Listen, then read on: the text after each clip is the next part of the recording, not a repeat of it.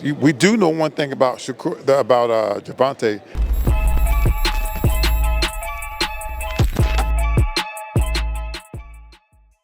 Go. Danny Gaffon for Pro Boxing fans at the Co-op Live in Manchester. I'm joined by, I want to say you stole the show up there, Evans, but it was you and Sam Jones. Talk us through what we just saw at the press conference for your man's fight, Regis Prograis against Jack Catterall. No, it's going to be a hell of a fight on the 24th, and that's what we came here for. We came in to have a good press conference to, just sell the fight or, bring the fans out. And, it's boxing trash talk, and it's all done with respect and love. But at the end of the day, we want to be victorious on the 24th, and we want the Manchester fans to come out and enjoy a great fight with two top boxers in the 140-pound division. I take it that's your first time coming encounter with Sam Jones. What did you make of Sam? We're all very familiar with him over here, but what did you make of what happened up there with him? I think Sam's a character. He's good for boxing. He's good for, I don't know if he's from Manchester, but he's from somewhere else. But I enjoy all the camaraderie of boxing, man. I love all that stuff, and it just makes the fight a little bit better for the fighters and the fans wanting to come out and see these guys. So I love what we do, man. He's going to be a good guy for boxing. Let's talk about your man, Regis Prograis. By his own admission, not his best performance against Devin Haney. You know what boxing fans are like. A lot of people are writing Regis' obituary. They're saying he's done. What makes you confident from what you're seeing in the gym, from what you're seeing, speaking to him, that Regis Prograis can still get enough to offer to beat the likes of Jack Catterall? Well, you can't neglect the fact that he is a two-time world champion. And two-time world champion means that he lost and he came back. So his drive to become three-time world champion is even greater. So I expect him to be exactly what he says, three-time world champion. And the best have lost.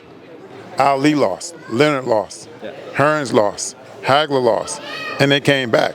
He's no different. He'll come back. On Jack Catterall, what's your scouting report on him as an opponent? Do you truly believe he's not world class? No, Jack Catterall is a good fighter, but he's not at the level of Regis Prograis. Now, he's fought some great people.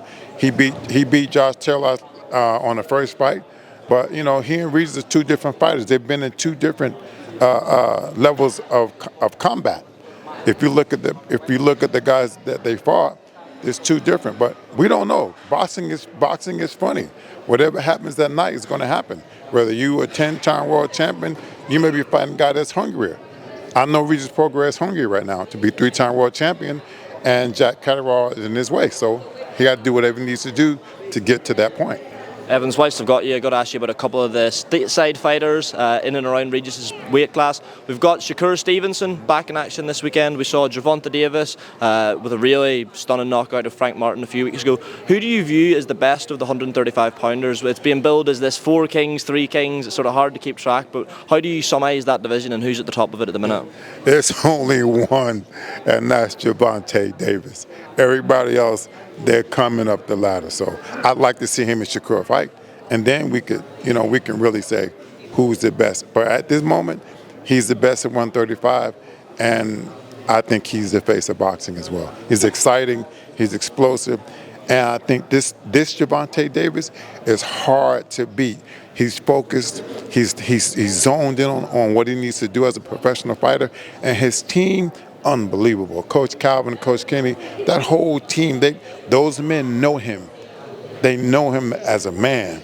And when you have that type of relationship with these fighters, the sky's the limit. So Gervonta Davis is, without a doubt, the best at 135. If that fight with Shakur was to happen, what would happen? How would that play out? Well, it'd be a hell of a fight.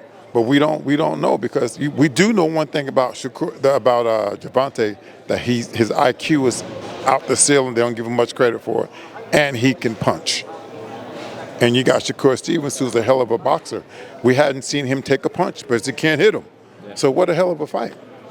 Have you ever been in the gym with Gervonta, fighters sparring him? Have you ever watched him in the gym? I have not, but that's on my list too.